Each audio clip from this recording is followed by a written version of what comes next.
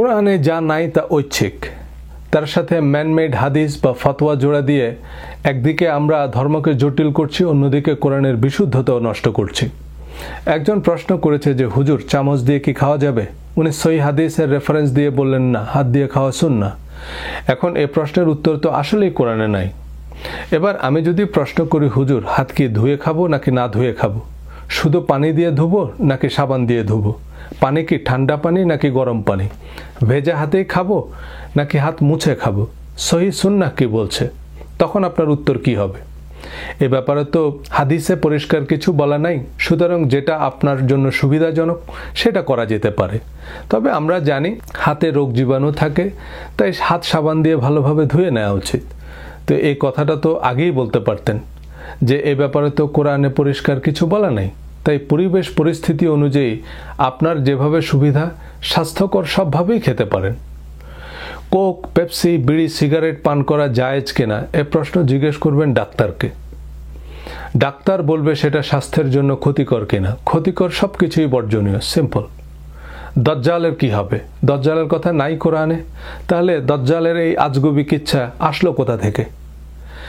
দেখুন, শাইখুল হাদিস আসলেই হওয়া সম্ভব নয়, কিন্তু শাইখুল কোরআন হওয়া শুধু সম্ভবই নয়, খুব সহজও। অথচ এই যে শতাধিক মাইক লাগিয়ে যে তাফসির মাহফিল, সেখানে কোরআনের আলোচনা কতক্ষণ হয় আর কিচ্ছা কাহিনী কতক্ষণ হয় একটু খেয়াল করে দেখবেন। কোরআনের কাহিনীর চাইতে দিনের নবী মোস্তফা রাস্তা দিয়া হাইটা যায়, হরিণ একটা বান্ধায় আছে গাছের তলায় গো, আর আব্দুল কাদের জিলানির মায়ের পেটে বসে 40 বার কোরআন খতম দেয়া, আর পেট থেকে বাঘ হয়ে বের হয়ে পেত্তমিজ ভিক্ষুকের ঘাড় মটকে দেওয়ার কিচ্ছা না বললেও ওয়াজ জমে না। রবীন্দ্রনাথের হৈমন্তী পড়লাম, কিন্তু হৈমন্তী ছেলে না মেয়ে, দই না মিষ্টি, কিছুই বুঝলাম না। তো এ কেমন পড়া? নামাজের কি হবে? নামাজ নিয়ে একটি আলাদা ভিডিওতে বলবো। তার আগে, নামাজ বেহেশতের চাবি, মানে নামাজ পড়লে আপনি বেহেশতে যাবেন, না পড়লে দোজখে যাবেন, কোন কোন আয়াতে বলা হয়েছে একটু কমেন্টে জানাবেন, আলোচনাটা জমবে। কামাল ভাইয়ের কমেন্টে জোরালো যুক্তি, দ্য বুক অ্যান্ড উইজডম মানে কোরআন এবং হিকমা আলাদা দুইটা জিনিস, এ কারণেই এবং দিয়ে আলাদা করা হয়েছে। আমি দ্বিতীয় ভিডিওর 40 থেকে 45 মিনিটে এ বিষয়ে কথা বলেছি, সেই অংশটুকু আবারও দেখে নিতে পারেন, আমি আর রিপিট করছি না। কামাল ভাই ওনার কমেন্টে যতগুলো রেফারেন্স দিয়েছেন সবগুলোই সূরা আল ইমরানের 164 নং আয়াতেরই পুনরাবৃত্তি, যে নবীর 4টি দায়িত্বের 2টি হচ্ছে কোরআন এবং হিকমা শিক্ষা দেয়া। হিকমার একটি অর্থ আইন কানুন, বিধিবিধান বা শরিয়া, আরেকটি অর্থ হচ্ছে প্রায়োগিক জ্ঞান বা প্রজ্ঞা। এখানে দ্বিতীয় ভিডিওর সেই ইংরেজ সহায়ক এবং কামাল ভাই বলছেন হিকমা আলাদা গ্রন্থ তথা হাদিস। যদিও আল্লাহ প্রজ্ঞাময় কোরআনের শপথ করেছেন এবং কোরআনকে হিকমার একমাত্র উৎস হিসাবে অনুমোদন দিয়েছেন, কারণ আল্লাহর দাবি তিনি কোরআনের সবকিছু স্পষ্ট করে বলেছেন। সূরা আনআম 114 নং আয়াত, হে নবী, আপনি বলুন, আমি কি আল্লাহ ছাড়া অন্যত্র হিকমা বা প্রজ্ঞা অন্বেষণ করব, যেখানে তিনিই আমার উপরে এই কিতাব নাজিল করেছেন যাতে সবকিছু স্পষ্টভাবে ব্যাখ্যা করা হয়েছে। সূরা হুদের প্রথম আয়াত, আলিফ লাম রা কিতাবুন আহকামাত আয়াতুহু সুম্মা ফুসসিলাত মিন লাদুন হাকিমিন খাবীর। এই কিতাবের প্রতিটি আয়াত প্রজ্ঞাময় বা প্রায়োগিক, অতঃপর এমন একজনের কাছ থেকে বিশদভাবে উপস্থাপিত হয়েছে যিনি মহাজ্ঞানী, সর্ববিষয়ে জ্ঞাত। এমন আরও রেফারেন্স দিতে পারবো। আল্লাহ নিজেকেই হাকিম বলেছেন এবং কোরআনের আয়াতসমূহকে আহকামাত বা হিকমাত বলেছেন, আর তিনি নিজেই সেসব বিশদভাবে উপস্থাপন করেছেন। তারপরও আমি মানলাম হিকমা কোরআনের প্রায়োগিক জ্ঞান সমৃদ্ধ আলাদা গ্রন্থ, কিন্তু সেই হিকমার গ্রন্থ রচনার দায়িত্ব তো নবীর, ইমাম বুখারীর নয়। আপনি হয়তো বলবেন নবীজি ওনার সাহাবীদের হিকমা শিখিয়েছেন, তো কোরআন ওনার সাহাবীদের শিখিয়ে দিয়ে যেতেন, তাহলে তো এখন আমরা 40 লাখ কোরআনের আয়াত পেতাম। নবীজিকে কি শুধু ওনার সাহাবীদের নবী হিসাবে পাঠানো হয়েছে, নাকি কিয়ামত পর্যন্ত সব মানুষের নবী হিসাবে পাঠানো হয়েছে? তো তিনি কোরআনের মতোই হিকমার গ্রন্থ পরবর্তী প্রজন্মের জন্য রচনা করলেন না কেন? কোরআন নবুয়তের 23 বছর সময় জুড়ে নাজিল হয়েছে, একটি অতিরিক্ত আয়াত এতে যোগ হয়নি, একটি আয়াত বাদও পড়েনি, কিন্তু কোরআনের সমান্তরালে হিকমার গ্রন্থ রচনার যে দায়িত্ব নবীজিকে দেওয়া হয়েছে, নবীজি নিজে সেই দায়িত্ব পালন না করে এনিবডি এভরিবডিকে দিয়ে গেলেন কেন? Everybody's business is nobody's business. এ কারণে কোরআন বাহক ফেরেশতাও একজন, মেসেঞ্জারও একজন। প্রফেট শব্দের একটা অর্থ যিনি ভবিষ্যৎ জানেন, প্রফেসি মানে ভবিষ্যৎবাণী। তো হাদিসের নামে যে ঠকবাজতে গা উজাড় হবে এ ভবিষ্যৎ নবীজি দেখতে পাননি? নবীজির নিজস্ব তত্ত্বাবধানে হিকমা বা হাদিসকে গ্রন্থ আকারে কম্পাইল না করার ভ্যালিড এক্সকিউজ আর কি হতে পারে? অর্থের অভাব, লোকবলের অভাব, কাগজ, ছাপাখানা বা প্রযুক্তিগত সীমাবদ্ধতা? তো ইমাম বুখারী, তিরমিজির সময় এমনকি শিল্প বিপ্লব হয়েছে। Jet engine, super computer, offset paper mill, 3D printing press আবিষ্কার হয়েছে যে 35 লাখ হাদিস ছাপানো গেল। সানজুর আর্ট অফ ওয়ার 2500 বছর আগে লেখা। অ্যারিস্টটল, প্লেটো তারও আগে। মহাভারত, রামায়ণ তারও আগে। সুতরাং কাগজের বিকল্প অবশ্যই ছিল, এখনকার মতো সহজলভ্য ছিল না, তাই এখনকার মতো অপচয় হতো না। দুষ্প্রাপ্য বিকল্প সে কাগজের উপর কালজয়ী কথাই লেখা হতো। হিকমার অর্থ যদি হাদিস হয় তবে সে হাদিস বা আত্মজীবনী নবীজিই লিখতেন। ম্যান্ডেলার আত্মজীবনী ম্যান্ডেলাই লিখেছে, তার সঙ্গী সাথীদের কাছ থেকে সংগৃহীত বা বর্ণিত নয়। পিকাসোর ছবি পিকাসো এঁকেছে নাকি অন্য কাউকে দিয়ে আঁকিয়ে নিজের নামে চালিয়ে দিয়েছেন? কিন্তু নবীজির কথা এত ভায়া মিডিয়া, এত দেশ দুনিয়া ঘুরে আসতে হবে কেন? কিন্তু সব কথার পরও জাফর ইকবাল স্যারের মোচ কাটা সম্ভব নয়। উনি কাটলেও এই মোচবিহীন জাফর ইকবালকে কি জাতি মেনে নিবে? আমার শিক্ষক ওস্তাদদের মধ্যে অনেক নামজাদা মুহাদ্দিস আছেন, তারা হয়তো চীনা ব্যাত নিয়ে আমাকে খুঁজতেছে, কিন্তু আমার সবচেয়ে বড় পীর তো আমার মা। আমার নামের সাথে যে রোশন, এই রোশন আমার মায়ের নাম। এনিওয়ে, আমার মায়ের একান্ত ইচ্ছাতেই আমি মাদ্রাসায় পড়েছি যাতে আমি তাকে কিছু ধর্মকর্ম শেখাতে পারি। কিন্তু আমার মা সারাদিন যা ধর্মকর্ম করে আমার হুজুররাও বলবে এগুলো ঠিক না। নেয়ামুল কোরআন, মুকসুদুল মোমেনিন, সহি নুরানি, ওজিফা, 12 সান্দের দোয়া, পঞ্জিকা, সোলেমানি দোয়া পড়তে পড়তে সব তেনা তেনা। তবে মূল কোরআনও পড়ে, কিন্তু বাকিগুলোতে যে ভেজাল আছে এসব বললেও কোনো লাভ হবে না, কারণ এসব দোয়া পড়ে উপকার পেয়েছে। এসব দোয়ার বদৌলতে ছেলে মেয়েদের ভালো চাকরি হয়েছে, ভালো বিয়ে শাদী হয়েছে। কিন্তু মায়ের দোয়া যে বিনা নোটিশে কবুল হয় এটা তাকে কে বোঝাবে? এত বড় বড় মুহাদ্দিস, শাইখুল হাদিস, ইসলামী বিশ্ববিদ্যালয়ের অধ্যাপকরা কি কম জানেন? এই জাতীয় কমেন্ট করে আমাকে লজ্জায় ফেলবেন না। বেনারস হিন্দু ইউনিভার্সিটি সহ সারা বিশ্বে শত শত হিন্দু ইউনিভার্সিটি, খ্রিস্টান ইউনিভার্সিটি, জিউইশ, বুদ্ধিস্ট ইউনিভার্সিটি আছে। আর হার্ভার্ড, অক্সফোর্ড সহ সব ইউনিভার্সিটিতে হিন্দুইজম, খ্রিস্টিয়ানিটি, বুদ্ধিজম পড়ানো হয়।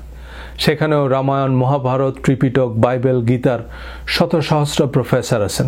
মদিনা ইউনিভার্সিটি বা আল আজহারের পিএইচডি সত্যতার মানদণ্ড নয়। একজন মুসলিম হিসাবে কোরআন আমার অব্লিগেটরি বিলিফ। কোরআনই আমার কাছে একমাত্র কোষ্ঠী পাথর। আর এই কোরআন বলছে কোরআন সম্পূর্ণ, পরিপূর্ণ এবং শতভাগ প্রায়োগিক। কোরআন আমাদের প্রশ্ন ছুড়ে দিয়েছে, ওয়ামান আসদাকু মিনাল্লাহি হাদিসান। হাদিস বর্ণনাকারী হিসাবে আল্লাহর চেয়ে আর কে বেশি সত্যবাদী? And my answer is nobody. এই ভিডিওতে কোরআনের বিপরীতে কথিত হাদিস পালনের ধর্মীয় সামাজিক বিপত্তি নিয়ে কথা বলবো। তবে বরাবরের মতোই এসব আমার ব্যক্তিগত অভিমত based on my understanding of Quranic commandment. You should definitely follow whatever makes sense to you. Hey guys, Sajal here from New York. I'm a marketing professional and public speaker for the last 15 years. হাদিস বিষয়ে আলোচনায় আমি আমার দিক থেকে সর্বোচ্চ চেষ্টা করেছি সত্য অনুসন্ধানের, কারণ হাদিসের দুই দিকেই ধার। সংকলিত বা সংগৃহীত হাদিস অনুসরণ যদি কোরআনের কমান্ড হয় তবে তা অস্বীকার করা কুফরি। আর কোরআন যদি কোরআনের বাইরের কোনো কিছুকে অনুসরণের অনুমতি না দেয় তাহলে শরীয়তের বিধান হিসাবে এসব হাদিসের নিঃশর্ত অনুসরণ অবশ্যই শিরক বা কোরআনের সাথে অংশীদার করা। পক্ষে বিপক্ষে একই ধরনের রেফারেন্স বারবার উল্লেখ করে ভিডিও লম্বা করতে চাইনি। তবে আমি মনে করি আগের ভিডিওতে আমি যা তথ্য প্রমাণ দিয়েছি enough to make up my point. যারা সমর্থন জানিয়ে কমেন্ট করেছেন তাদেরকে ধন্যবাদ। ভিন্ন মত করেছেন এমন দুজনের বক্তব্যে আমি কিছুটা যুক্তির জোর দেখেছি। যদিও এই প্রশ্নগুলো আমি কভার করেছি, তবে আমি ওনাদের ইমোশনটা বুঝতে পেরেছি। এই প্রতিক্রিয়া আমি অনেকের মধ্যেই দেখেছি। সবই বুঝতে পারছি কিন্তু মানতে পারছি না, কারণ হাদিসকে বাদ দিলে ধর্মের যে চেহারা দাঁড়ায় তার সাথে আমরা একেবারেই পরিচিত নই। যেমন জাফর ইকবাল স্যারকে ওনার মত ছাড়া খুব অদ্ভুত দেখাবে, তাই না? কারণ ওনাকে বাহারে মত সহ দেখেই আমরা অভ্যস্ত। আমরা মূলত প্রচলন বা আমাদের অভ্যাসের ইক্তেদা করি। যেমন ইমাম আবু হানিফার ফিকহুল আকবর অনুযায়ী ঈদের নামাজ 6 তাকবীর 12 তাকবীর উভয় হাদিসে সহিহ। এখন 12 তাকবীরের কথা বললে আমরা হানাফিরাই বলবো এই আবার নতুন ফেরকা বের হয়েছে। আসলে আমরা আমাদের পছন্দের বিখ্যাত জনপ্রিয় আলেম ওলামাদের মতামতকেই ধর্ম মেনে আসছি। কোরআন কি বলছে তা যাচাই করার প্রয়োজনও মনে করি না। কিন্তু ধর্মীয় যে কোনো বিষয়ে আমি তুমি বা তার কথা নয়, চূড়ান্ত হচ্ছে একমাত্র কোরআনের কথা। হাদিসের পক্ষে সবচেয়ে কনভিন্সিং লজিক হচ্ছে আমাদের প্রধান ইবাদত এবং বেহেশতের চাবি হচ্ছে নামাজ। এই নামাজ আপনি হাদিস ছাড়া কিভাবে পড়বেন? কোরআনে তো এর ডিটেল নেই। তাছাড়া কোরআনে কিছু সুপার ন্যাচারাল বিষয় যেমন জিন, ফেরেস্তা ইত্যাদি হাদিস ছাড়া কিভাবে ব্যাখ্যা করবেন? দজ্জালের কথা তো কোরআনে নাই, তো এই হাদিস ছাড়া এই দজ্জালের কি হবে? অর্থাৎ কোরআনের তাফসির, ব্যাখ্যা, বিশ্লেষণ, হিকমা বা প্রায়োগিক জ্ঞান হিসাবে হাদিসকে মেনে নিতে বলা হচ্ছে। দ্বিতীয় ভিডিওতে কোরআনের সুস্পষ্ট আয়াতের ভিত্তিতে সন্দেহাতীতভাবে প্রমাণ করতে পেরেছি যে Quran clear, complete, detailed and ready to apply. নবীজির সিরাত ও সুন্নাতের নির্ভুল নির্ভেজাল বিবরণ সমৃদ্ধ। আর কোরআনের বাইরে আর কোনো কিছুকে শরিয়া বা হিকমার উৎস হিসেবে অনুমোদন দেয় না। এমনকি কোরআনের আয়াতকেই হাদিস বলেছে। সূরা তুর আয়াত 34, ফালিয়াতু বিহাদিসিম মিসলিহি। তবে তাদের এমন একটি হাদিস অর্থাৎ আয়াত তৈরি করতে বলো। সূরা নিসা আয়াত 87, ওয়ামান আসদাকু মিনাল্লাহি হাদিসান। হাদিস বর্ণনাকারী হিসেবে আল্লাহর চেয়ে আর কে বেশি সত্যবাদী? প্রথম ভিডিওতে বলেছি যে ঐতিহাসিক ধারা বিবরণী বা উচ্চতর গবেষণার জন্য তাত্ত্বিক বা পণ্ডিতদের জন্য হাদিস প্রযোজ্য হতে পারে, কিন্তু শরীয়তের বিধান হিসাবে নয়। ঐতিহাসিক সত্য পত্রিকা বা টিভি নিউজ আদালতে অ্যাডমিসিবল নয়। অর্থাৎ এটা সাধারণ সত্য, চায়ের আড্ডায়, টিভি টক শোতেও প্রযোজ্য হতে পারে বা প্রকৃত সত্য উদ্ঘাটনের সহায়ক হতে পারে, কিন্তু লিগ্যাল এভিডেন্স হিসাবে নয়। তারপরও হাদিস মানলে ক্ষতি কি? কোরআনের আরও পরিষ্কার ব্যাখ্যা পাওয়া যায়, দৈনন্দিন ইবাদত আমলগুলো আরও যথাযথভাবে করা যায়। ভালো তো, ভালো না? এইসব যুক্তিতে আপনি ফাইনালি একমত হবেন। অতঃপর দেখবেন অসংখ্য হাদিস এবং হাদিস ভিত্তিক সিদ্ধান্ত কোরআন বিরুদ্ধ, কোরআনের সাথে সামঞ্জস্যহীন বা অতিরঞ্জন, ইসলামের মৌলিক নীতির পরিপন্থী। তবুও যে কোনো মূল্যেই এই হাদিসগুলো জাস্টিফাই করতে হবে, কারণ প্রয়োজনে কোরআন অমান্য করা যেতে পারে, কিন্তু হাদিস অস্বীকার করলে সে কাফের। যারা শুধু কোরআন মানে, হাদিস মানে, তারা কাফের, তারা সম্পূর্ণরূপে কাফের। এদের ব্যাপারে আপনার কোনো কথা বলার দরকার নেই, এরা কাফের। কোরআন মানলেও যদি কাফের হয়, মৃত্যুদণ্ড হয়, তবে কষ্ট করে কোরআন মানার দরকার কি? আচ্ছা, নবীজি ময়লার স্তূপে দাঁড়িয়ে দাঁড়িয়ে পেশাব করেছেন। 5 বার অজুর পর শাহাদা পাঠ করলে তার জন্য বেহেশতের 8টি দরজা খুলে দেওয়া হবে। যে ব্যক্তির টাকনুর নিচে কাপড় ঝুলিয়ে পড়বে সে জাহান্নামী। দজ্জালের এক চোখ কানা, আরেক চোখ পচা আঙ্গুরের মতো, আর তার এক হাতে বেহেশত, আরেক হাতে দোজক। এই সহিহ হাদিসগুলো কোরআনের কোন কোন আয়াতের তাফসির বা হিকমা? সহিহ আল বুখারীর হাদিস, হুইএভার চেঞ্জেস হিজ রিলিজিয়ন ফ্রম ইসলাম কিল হিম। অর্থাৎ কেউ ইসলাম ধর্ম ত্যাগ করলে তাকে হত্যা করো। এবার এর বিপরীতে আল্লাহর হাদিস শুনুন, ওয়াকুলিল হাক্কু মির রাব্বিকুম ফামান শাআ ফালইউমিন ওয়ামান শাআ ফালইয়াকফুর, and say the truth is from your Lord, so whoever wills let him believe and whoever wills let him disbelieve. আল্লাহ নবীকে বলতে বলেছেন যে, হে নবী, আপনি আপনার প্রভুর কাছ থেকে প্রাপ্ত সত্য বলুন, অতঃপর যার ইচ্ছা তাকে বিশ্বাস করতে দিন আর যার ইচ্ছা তাকে অবিশ্বাস করতে দিন। সূরা বাকারা আয়াত 256, লা ইকরাহা ফিদ-দীন, there shall be no compulsion in the religion. ধর্ম গ্রহণের বা পালনের ব্যাপারে কোনো ধরনের কোনো বাধ্যবাধকতা নেই। অর্থাৎ এর বিচার একমাত্র আল্লাহ করবেন, তিনিই বিচার দিনের অধিপতি। কিন্তু ইসলামী প্রজাতন্ত্র ইরানে, সৌদি আরবে ইসলাম ধর্ম ত্যাগ করার শাস্তি মৃত্যুদণ্ড। আবার স্বেচ্ছায় নামাজ ত্যাগ করলে সেটাও ইসলাম ত্যাগ করা। তাছাড়াও আরও অসংখ্য হাদিস আছে যেসবের ভিত্তিতে যে কাউকে কাফের ঘোষণা দিতে পারবেন, তা সে আজহারি, আব্বাসি, জাকির নায়েক যেই হোক। আবু সাইদ খুদরিকে নবীজি এক শ্রেণীর ধর্মপ্রাণ নামাজিদের হত্যা করতে বলেছেন এবং যারা তাদের হত্যা করবে বিচারের মাঠে তারা পুরস্কৃত হবে। হাদিস বুখারী, মুসলিম। শেখ আব্দুর রাজ্জাক বিন ইউসুফের মতে এই দল হচ্ছে টঙ্গীর দল, মানে তাবলিগ জামাত। ওনার মুখ থেকেই শুনুন। আবু সাইদ খুদরি, আলী, শোনো, পূর্ব দিক থেকে কতগুলি লোক বের হবে, তারা এত বেশি সালাত আদায় করবে, তোমাদের সালাত তাদের কাছে কিছুই না। আবু সাইদ খুদরি, শোনো, তোমরা যদি তাদের পাও তাহলে তাদের হত্যা করো, এমন ভাবে হত্যা করবে আদ সামুদকে যেভাবে ধ্বংস করে দেওয়া হয়েছে, ধূলিসাৎ করে দেওয়া হয়েছে, আদ সামুদকে যেভাবে পৃথিবী থেকে একবারে সমূলে নষ্ট করা হয়েছে, এইভাবে তুমি তাদেরকে হত্যা করো। যারা হত্যা করতে পারবে বিচারের মাঠে তারাই সবচেয়ে বেশি নেকি পাবে।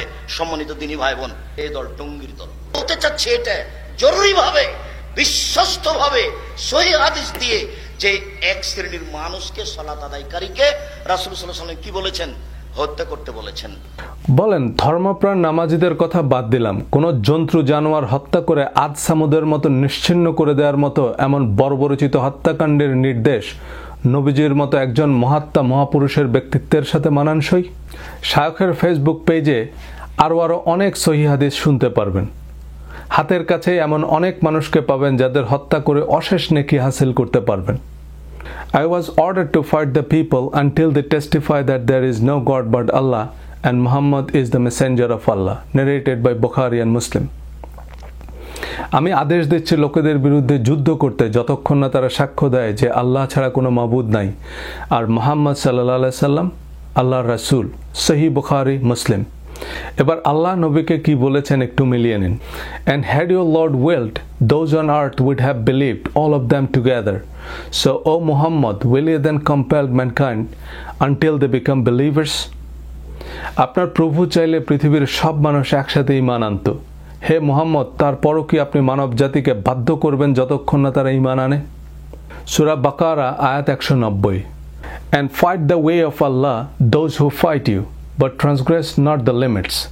Truly Allah likes not the transgressors. আল্লাহর পথে যুদ্ধ করো তাদের সাথে যারা তোমাদের সাথে যুদ্ধ করে, কিন্তু সীমা লঙ্ঘন করো না। নিশ্চয়ই আল্লাহ সীমা লঙ্ঘনকারীদের পছন্দ করে না। সূরা ঘাশিয়া আয়াত 21-22। ফাযাক্কির ইন্নামা আনতা মুযাক্কির লাস্তা আলাইহিম বিমুসাইতির। So remind them, O Muhammad, you are only a reminder. You are not a dictator over them. সুতরাং হে মুহাম্মদ, আপনি তাদের স্মরণ করিয়ে দিন। আপনার কাজ স্মরণ করিয়ে দেয়, আপনি তাদের উপর ডিক্টেটর নন। মানে আপনি আপনার ইচ্ছা তাদের উপর চাপিয়ে দিতে পারেন না। The hadith that allow the killing of the person who curses and the insult the Prophet sallallahu alaihi wasallam. One of them is narrated by Bukhari and Muslim, another by Abu Dawud, another by Ibn Hisham. Now let's see what Quran says. কোরআনে আল্লাহ স্বয়ং নিজের অবমাননার জন্য কাউকে কোনো ধরনের শাস্তি দেওয়ার অনুমতি দেননি।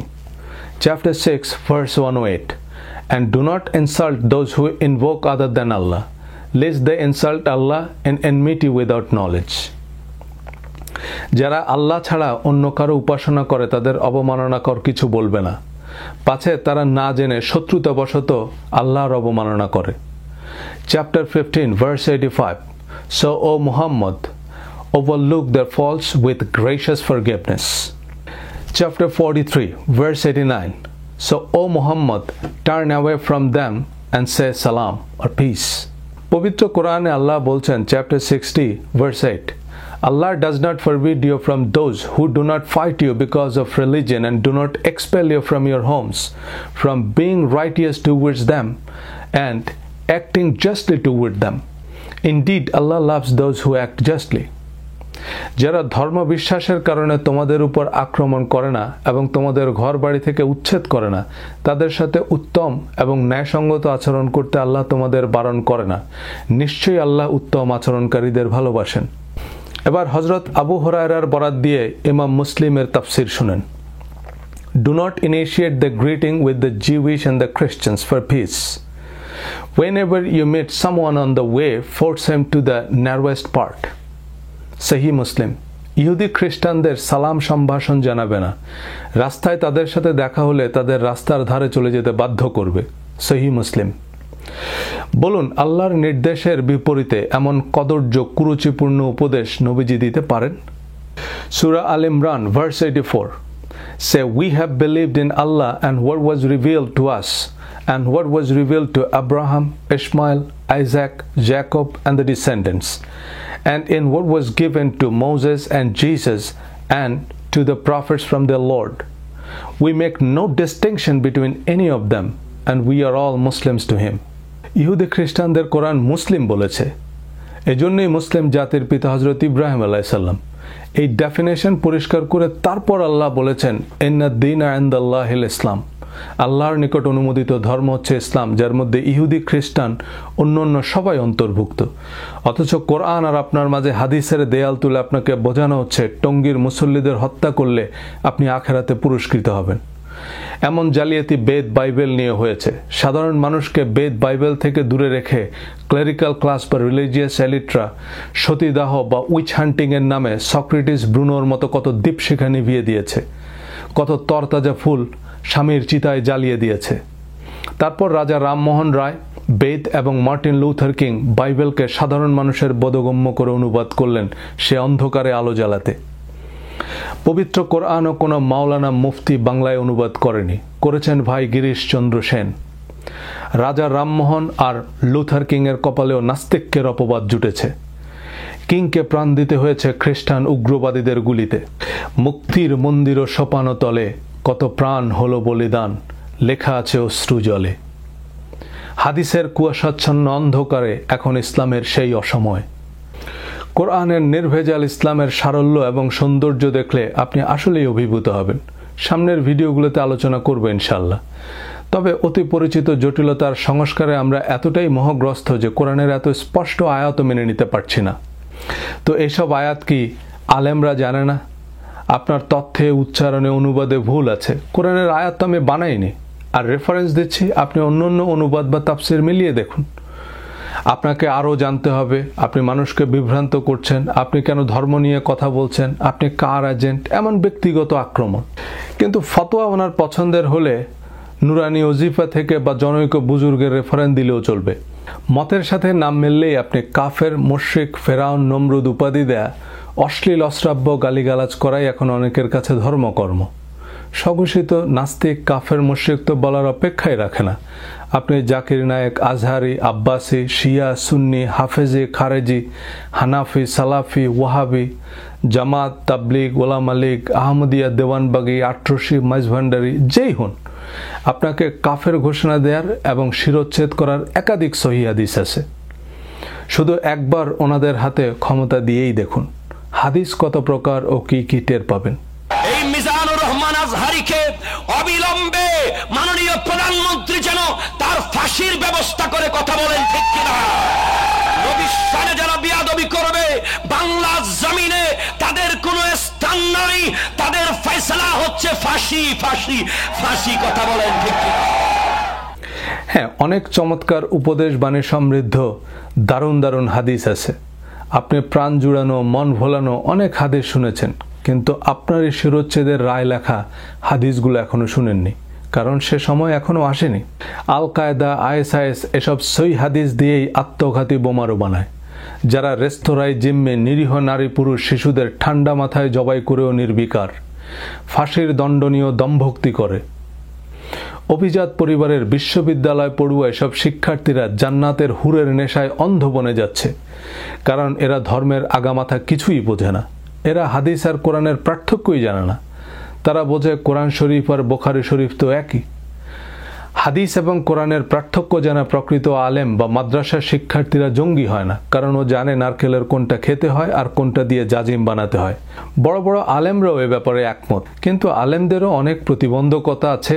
দল, মত, পক্ষ বিপক্ষ, স্বার্থের দ্বন্দ্ব বা নানান রকমের হুমকি আছে। চাইলে সব সত্য বলতে পারেন না। আমরা আসলে একটা দুষ্ট চক্রে আটকা পড়েছি। অতি উৎসাহী কিছু গোষ্ঠী আছে যারা প্রকারান্তরে কোরআন অস্বীকার করবে, কিন্তু তাদের স্বার্থ সংশ্লিষ্ট হাদিস নিয়ে সন্দেহ করা যাবে না। আমি ওয়াজ ইমামতি করি না, নিরাপদ দূরত্বে আছি। আমি যে কথাগুলো বলছি কোনো মাওলানা মুফতি চাইলেও বলতে পারবেন না। ওনারা অনেক ক্ষেত্রেই বেশ নিরুপায়।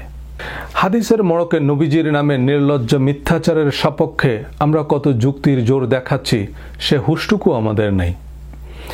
সূরা নিসা আয়াত 6, and test the orphans in their abilities until they reach marriageable age. If you perceive in them sound judgment, release their property to them. এবং তোমরা এতিমের সামর্থ্য পরীক্ষা করো যতক্ষণ না তারা বিবাহের বয়সপ্রাপ্ত হয়। যদি তোমরা তাদের মধ্যে কিছু বিচার বিবেচনা বোধ লক্ষ্য করো, তবে তাদের সম্পত্তি তাদের নিকট হস্তান্তর করো। এই আয়াত অনুযায়ী ম্যারেজেবল এজ হচ্ছে সাউন্ড জাজমেন্ট তৈরি হওয়ার উপরে।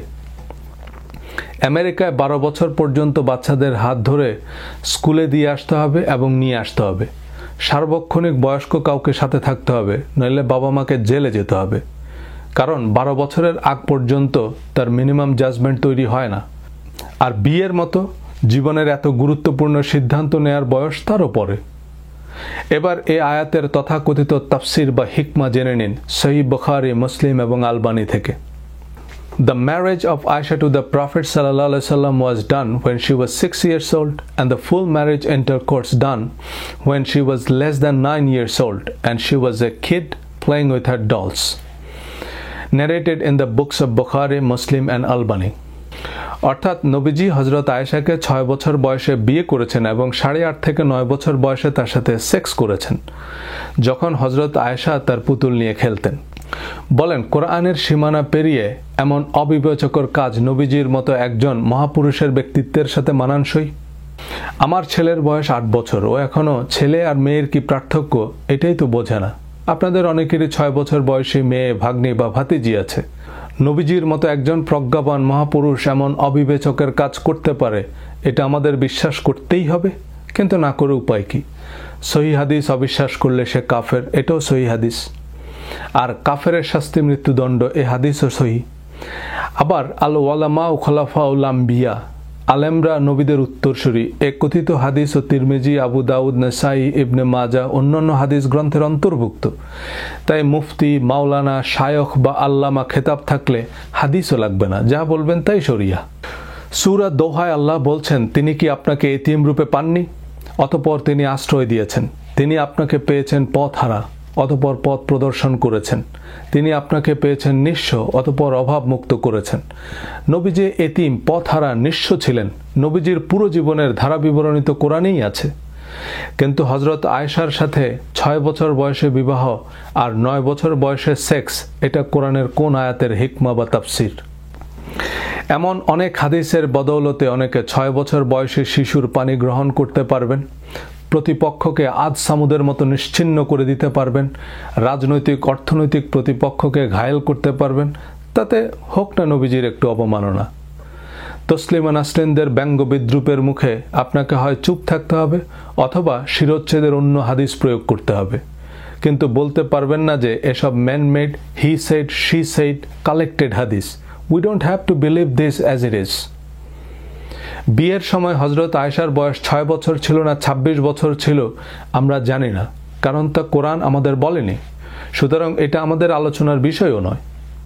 মাঙ্কি ট্র্যাপ সম্পর্কে আপনারা অনেকেই হয়তো জানেন। বানর খালি হাত ঢুকাতে পারে এমন ছোট হোলওয়ালা একটা বাক্সে কিছু বাদাম রেখে দেয় শিকারীরা। বানর হাত ঢুকিয়ে বাদাম নেয়ার পর আর মুষ্টিবদ্ধ হাত বের করতে পারে না। বলবেন বাদাম ছেড়ে দিলেই তো হয়, কিন্তু বানর বাদাম ছাড়ে না, কারণ এই বুদ্ধিখানা বানরের নাই।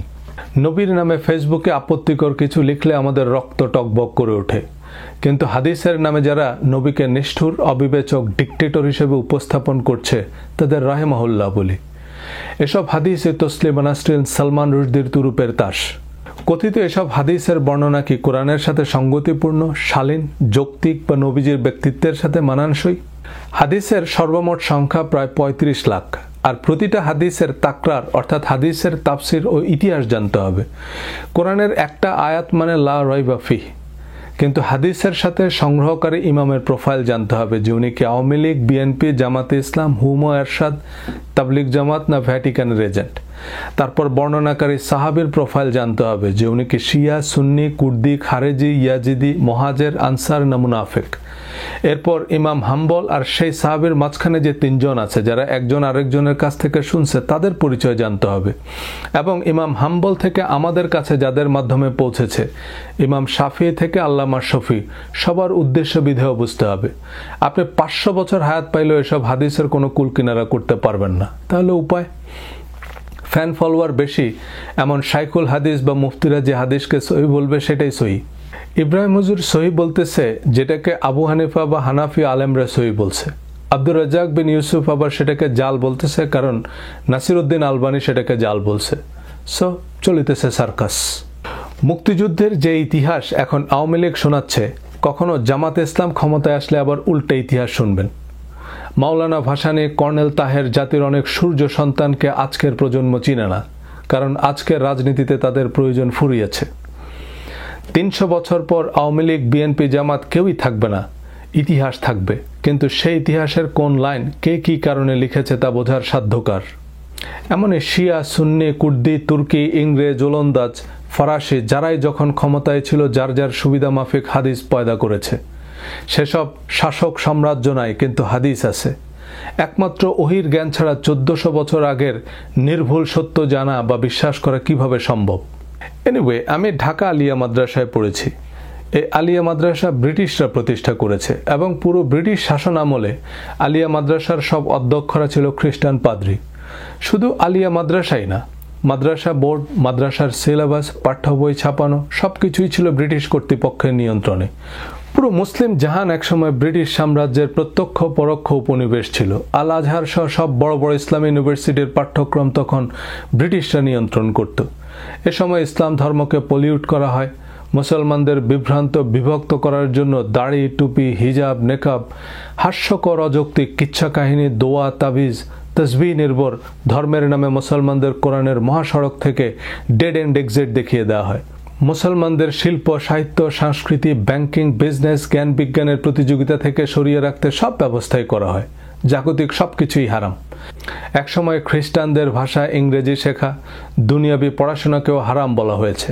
টিভি, ইন্টারনেট, ফেসবুক, ইউটিউব কিছুদিন আগেও হারাম ছিল। মাইন্ড ম্যানেজমেন্ট সিরিজের একটি ভিডিওতে আলোচনা করব কিভাবে ব্রিটিশ উপনিবেশিক কারিকুলামের মাধ্যমে আমাদের ব্রেনকে কলোনিয়ালাইজড করা হয়েছে। কিন্তু শাসক আসে, শাসক যায়। সাম্রাজ্যের উত্থান পতন ভাঙা গড়ায় কোরআনের একটা আয়াত না কেউ মুছে ফেলতে পেরেছে, না নতুন আয়াত সংযোজন করতে পেরেছে। কারণ সারা পৃথিবীতে লক্ষ লক্ষ হাফেজ আছে কোরআনের। হাদিসের কয়জন হাফেজ আছে? আপনি না হয় 5000, 50,000 হাদিস মুখস্থ করবেন, কিন্তু হাদিস তো 35 লাখ বা তারও বেশি। এর তো কোনো শেষ নাই। ধরেন আমি একটা হাদিস গ্রন্থ লিখব, তো বুখারী, মুসলিম, তিরমিজি এসব হাদিস গ্রন্থের যেহেতু কপিরাইট এক্সপায়ার্ড, সো আমি জাস্ট মশহুর বা সহি 1051 হাদিস কপি পেস্ট করে নাম দিয়ে দিলাম মুসনাদ ইমাম সজল রোশন নিউ ইয়র্কি রহমতুল্লাহ আলাইহি। আর ভূমিকায় লিখে দিলাম যে আমি আওলাদে রাসূল বা সাহাবীদের বংশধরদের কাছ থেকে বহু কষ্টে পেটে পাথর বেঁধে এসব হাদিস সংগ্রহ করেছি। এর মধ্যে আমার নিজের কিছু মন গড়া মডার্ন হাদিস ঢুকিয়ে দিলাম, যাতে ডোনাল্ড ট্রাম্প সম্পর্কে নবীজির ভবিষ্যৎবাণী বা অ্যান্টার্কটিক মহাদেশের রূপকথা জুড়ে দিলাম। ভালো মার্কেটিংয়ের কল্যাণে একসময় বড় বড় শাইখুল হাদিসরা সহি সজল শরীফের উদ্ধৃতি দিয়ে হাদিস বর্ণনা করবে। অল্প যে কয়টা আমার বানানো হাদিস আছে সেগুলো সহি হয়ে যাবে। আপনি কিভাবে বুঝবেন কোনটা সহি কোনটা জাল? বেশিরভাগ হাদিস গ্রন্থই আপাত দৃষ্টিতে কপি পেস্ট। একই হাদিস ভিন্ন ভিন্ন রাবির নামে শুধু বুখারী শরীফেই আছে 500 বার। আবার বুখারী শরীফের বেশিরভাগ হাদিস হুবহু মুসলিম, তিরমিজি, মিশকাত, আবু দাউদ, মুয়াত্তা মালিক অন্য সব হাদিস গ্রন্থে আছে। যে হাদিস যত বেশি কপি পেস্ট বা ভাইরাল সেটা তত সহি, কারণ এতগুলো মানুষের কথা তো আর মিথ্যা হতে পারে না। এখনও ফেসবুকে পেঁয়াজ, রসুন নিয়ে যার যা খুশি লিখে নিচে হজরত মুহাম্মদ সাল্লাল্লাহু আলাইহি সাল্লাম বা সুনান আবু দাউদ লিখে দিলেন, বাস হাদিস হয়ে গেল। পুরনো জুতা জামার ছবি দিয়ে নবীজির জুতা মোবারক ক্যাপশন দিয়ে দিলেন, ব্যাস সে আর সুবহানাল্লাহ কমেন্ট করার লোকের অভাব হবে না। এমন তেলাপোকার মতো সর্বভুক জাতিকে যে যার মতো ব্যবহার করতে পারবে। হাদিস কোরআনের তাফসির, তো হাদিসের তাফসির করবে কে? এই 7 সমুদ্র সেচে মণিমুক্ত এনে দিবে কে? কোনো কামেল পীরের মুরিদ হতে হবে। এভাবেই ঘোড়ায় চড়িয়া মর্দ হাঁটিয়া চলিল। ছিলের পিছনে দৌড়াবে, কিন্তু কোরআন পড়িয়া দেখিবে না যে সোজা সাপটা কি লেখা আছে। কোরআনের মিস্ট্রি ডিকোড করবে হাদিস, তো হাদিসের মিস্ট্রি ডিকোড করবে কে? কুইনাইন জ্বর সারাবে, তো কুইনাইন সারাবে কে? কোরআন কি প্রস্তর যুগের শিলালিপিতে নাজিল হয়েছে নাকি প্রাচীন মিশরীয় হায়ারোগ্লিফিক ল্যাঙ্গুয়েজে নাজিল হয়েছে? সমৃদ্ধ আন্তর্জাতিক ভাষায় নাজিল হয়েছে। কোরআন হাদিস দুটোই তো আরবি। আপনি কোরআন না বুঝলে হাদিস তো আরও বুঝবেন না। কোরআন সোজা বাংলায় পড়েন, ইংরেজি, বাংলা অনেক ভালো ভালো অনুবাদ আছে কোরআনের। কেউ একজন সুর করে তেলাওয়াত করে নিজের মতো তর্জমা বা তাফসির করলো, সেটাই শেষ কথা নয়। Check it yourself. আমি কোনো আল্লামা সেজে কথা বলছি না যাতে আমার কথা আপনি অবলীলায় বিশ্বাস না করেন। আমি কিছু প্রশ্ন তুলেছি, আপনি নিজেই সেসব প্রশ্নের উত্তর খুঁজতে থাকুন, যাচাই করুন, দেখুন কোরআন কি বলছে আর হাদিস কি বলছে, দরগা মাজার তরিকাই বা কি বলছে। Thank you for your time.